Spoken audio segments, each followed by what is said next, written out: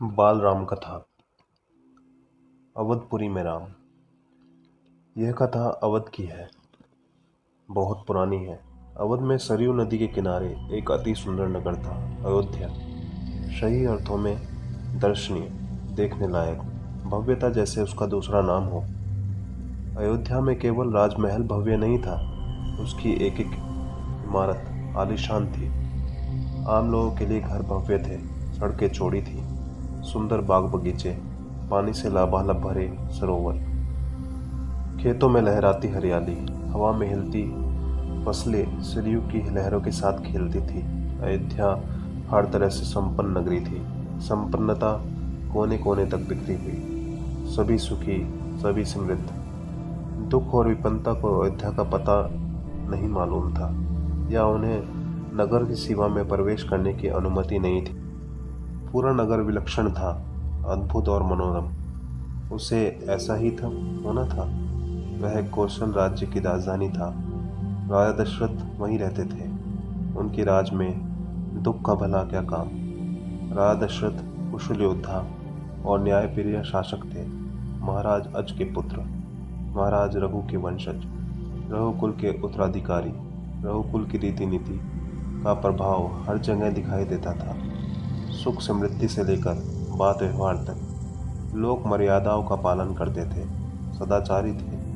पवित्रता और शांति हर जगह थी, नगर में भी, लोगों के मन में भी। राजा दशरथ यशस्वी थे, उन्हें किसी चीज़ की कमी नहीं थी। राज सुख था, कमी होने का प्रश्न ही नहीं था। लेकिन उन्हें एक दुख था, एक छोटा सा दुख, मन के एक कोने में छिपा हुआ। वह रह रह कर उभर आता था, उन्हें परेशान करता रहता था। उनकी कोई संतान नहीं थी, आयु लगातार बढ़ती जा रही थी। उनकी 3 रानियां थीं, कौशल्या, सुमित्रा और कैकेयी। रानियों के मन में भी बस यही तो एक दुख था, संतान की कमी। जीवन सूना सूना लगता था। राजा दशरथ के रानियों की बातचीत प्रायः इसी विषय पर आकर रुक जाती थी। राजा दशरथ की चिंता बढ़ती जा रही थी। बहुत सोच विचार कर महाराज दशरथ ने इस संबंध में वशिष्ठ मुनि से चर्चा की। उन्हें पूरी बात विस्तार से बताई। रघुकुल के अगले उत्तराधिकारी के बारे में अपनी चिंता बताई। मुनि वशिष्ठ राजा दशरथ की चिंता समझते थे। उन्होंने दशरथ को यज्ञ करने की सलाह दी, पुत्रेष्टि यज्ञ। महर्षि ने कहा, आप पुत्रेष्टि यज्ञ करें महाराज, आपकी इच्छा अवश्य पूरी होगी। यज्ञ महान तपस्वी ऋषिशृंग की देखरेख में हुआ। पूरा नगर उसकी तैयारी में लगा हुआ था। यज्ञशाला सरयू नदी के किनारे बनाई गई। यज्ञ में अनेक राजाओं को निमंत्रित किया गया। तमाम ऋषि मुनि पधारे। शंख ध्वनि और मंत्रोच्चार के बीच एक एक करके सबने आहुति डाली। अंतिम आहुति राजा दशरथ की थी। यज्ञ पूरा हुआ। अग्नि के देवता ने महाराज दशरथ को आशीर्वाद दिया। कुछ समय बाद दशरथ की इच्छा पूरी हुई। तीनों रानियां पुत्रवती हुई। महारानी कौशल्या ने राम को जन्म दिया। चैत्र माह की नवमी के दिन रानी सुमित्रा के 2 पुत्र हुए, लक्ष्मण और शत्रुघ्न। रानी कैकेयी के पुत्र का नाम भरत रखा गया। राजमहल में खुशी छा गई। महानगर में बधाइयां बजने लगी, मंगल गीत गाए गए। हर ओर खुशी, उत्सव जैसा दृश्य। राजा दशरथ प्रसन्न थे, उनकी मनोकामना पूरी हुई। प्रजा प्रसन्न थी कि दशरथ की चिंता दूर हुई। नगर में बड़ा समारोह आयोजित किया गया, धूमधाम से। आयोजन में दूर दूर से लोग आए। राजा दशरथ ने सबको पूरा सम्मान दिया। उन्हें कपड़े, अनाज और धन देकर विदा किया। चारों राजकुमार धीरे धीरे बड़े हुए। वे बहुत सुंदर थे, सुदर्शन। साथ खेलने निकलते तो लोग उन्हें देखते रह जाते, आंखें उनसे हटती ही नहीं थी। चारों भाइयों में आपस में बहुत प्रेम था। वे अपने बड़े भाई राम की आज्ञा मानते थे। खेलकूद में लक्ष्मण अक्सर राम के साथ रहते थे। भरत और शत्रुघ्न की एक अलग जोड़ी थी, और बड़े होने पर राजकुमारों को शिक्षा दीक्षा के लिए भेजा गया। उन्होंने कुशल और अपनी विधा में दक्ष गुरुजनों से ज्ञान अर्जित किया, शास्त्रों का अध्ययन किया, शस्त्र विद्या सीखी। चारों राजकुमार कुशाग्र बुद्धि थे, जल्द ही सब विद्याओं में पारंगत हो गए। राम इसमें सर्वोपरि थे। उनके अन्य गुण भी थे, विवेक, शालीनता और न्यायप्रियता। राजा दशरथ को राम सबसे अधिक प्रिय थे, ज्येष्ठ पुत्र होने के कारण और इन मानवीय गुणों के कारण भी। राजकुमार कुछ बड़े हुए, विवाह योग्य, नगर में इसकी चर्चा होने लगी। महाराज दशरथ भी ऐसा ही चाहते थे, अपनी संतानों के लिए सुयोग्य वधुएं। परिजनों में चर्चा पहले से ही हो रही थी, बाद में पुरोहितों को भी इसमें शामिल कर लिया गया। अयोध्या का राजमहल एक ऐसे ही दिन चर्चा चल रही थी, गहन मंत्रणा। तभी एक द्वारपाल घबराया हुआ अंदर आया। उसने सूचना दी कि महर्षि विश्वामित्र पधारे हैं। महाराज दशरथ तत्काल अपना आसन छोड़कर खड़े हो गए, द्वार की ओर बढ़े महर्षि की अगवानी करने। उन्हें दरबार में लेकर आए। विश्वामित्र को ऊंचा आसन दिया गया। विश्वामित्र कभी स्वयं राजा थे, बहुत बड़े और बलशाली। बाद में अपना राजपाट छोड़ दिया, संन्यास ग्रहण कर लिया, वन चले गए। वहीं उन्होंने अपना आश्रम बनाया। उसे उन्होंने सिद्धाश्रम नाम दिया। महर्षि के स्वागत सत्कार के बाद दशरथ ने कहा, महर्षि आज्ञा दें, मैं आपकी क्या सेवा कर सकता हूँ? आप अपने मन की बात कहिए, आपकी आज्ञा का पूरी तरह पालन होगा। राजन, मैं जो आपसे मांगने जा रहा हूँ उसे देना आपके लिए कठिन होगा। आप आज्ञा दीजिए महर्षि, मैं उसे पूरा करने के लिए तत्पर हूँ, बिल्कुल नहीं हिचकूंगा। मैं सिद्धि के लिए एक यज्ञ कर रहा हूँ, अनुष्ठान लगभग पूरा हो गया है, लेकिन 2 राक्षस उसमें बाधा डाल रहे हैं। मैं जानता हूँ कि उन राक्षसों को केवल एक ही व्यक्ति मार सकता है, वह राम है। आप अपने पुत्र राम को मुझे दे दें ताकि यज्ञ पूरा हो, विश्वामित्र ने कहा। दशरथ पर जैसे बिजली गिर पड़ी, वह अचकचा गए। उन्हें उम्मीद ही नहीं थी कि मुनिवर उनसे राम को मांग लेंगे, उनके ज्येष्ठ पुत्र, उनके सबसे प्रिय।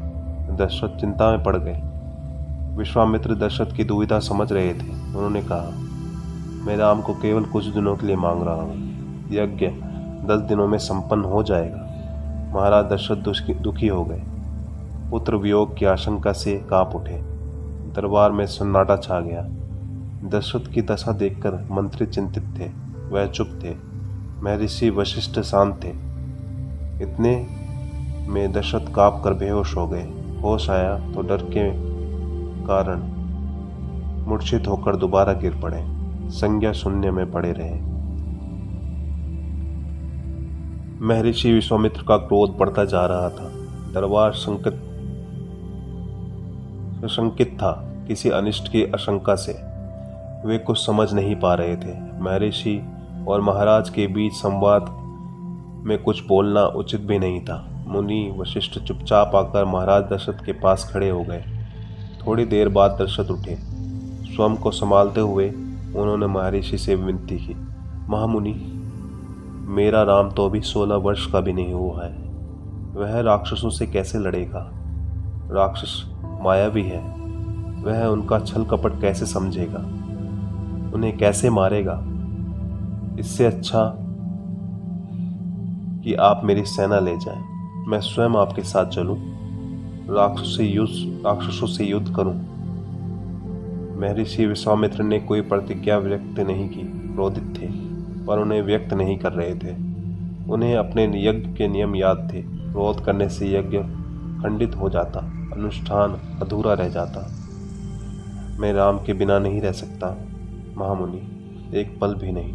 आप राम को छोड़कर जो चाहे मांग लें, मैं उसे नहीं जाने दे सकता। मैं राम को नहीं दूंगा, बिल्कुल नहीं। वह मेरी बुढ़ापे की संतान है, मैं उससे बहुत प्रेम करता हूँ। महर्षि क्रोध भभक उठा। दरबार, मंत्रीगण और ऋषि मुनि सत्ते में आ गए। आप रघुकुल की रीति तोड़ रहे हैं राजन, वचन देकर पीछे हट रहे हैं। यह बर्ताव कुल के विनाश का सूचक है।